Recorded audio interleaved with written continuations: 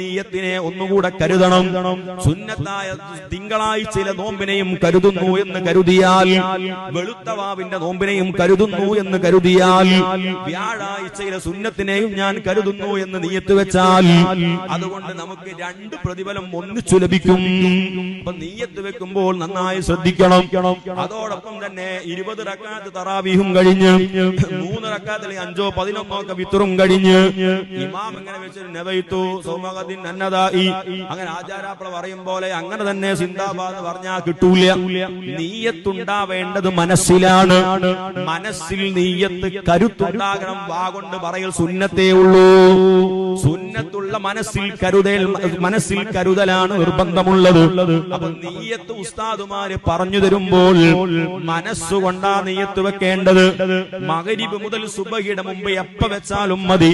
എന്നാൽ അത്തായത്തിന്റെ സമയത്ത് വെക്കലാണ് സുന്നത്തെന്ന് ഫുഖഹാക്കൾ പഠിപ്പിക്കുന്നു. നന്നായി ശ്രദ്ധിക്കേണ്ട വിഷയ. ആ ഉറക്കിൽ നീയത്ത് വെച്ചാൽ ചിലപ്പോ അത് ഇമാം അൽ ഫാത്തിഹ അൽ ഫാത്തിഹയും പറയും. ചിലപ്പോ അതിന്റെ അർത്ഥം ഉള്ളിക്ക് തട്ടിയിട്ടില്ല. അപ്പോൾ അങ്ങനെ നീയത്ത് വെച്ചാൽ അത് വെറും നീയത്തേ ആവുള്ളൂ. നമുക്ക് നമ്മളെ പരിഗണനീയമായ നീയത്താകൂല. അപ്പൊ നീയത്ത് നിർബന്ധമായും മനസ്സിൽ നിർഗലിക്കേണ്ടതാണ്. അവന്റെ മനസ്സിലാണ് കരുത്തുണ്ടാവേണ്ടത്. പിന്നെയോ പിന്നെ പറയുന്നത് നോമ്പ് മുറിയുന്ന കാര്യങ്ങളിൽ നിന്ന് വിട്ടുനിൽക്കലാണ്. നോമ്പാവണമെങ്കിൽ നോമ്പ് മുറിയുന്ന കാര്യങ്ങളിൽ നിന്ന് വിട്ടുനിൽക്കണം.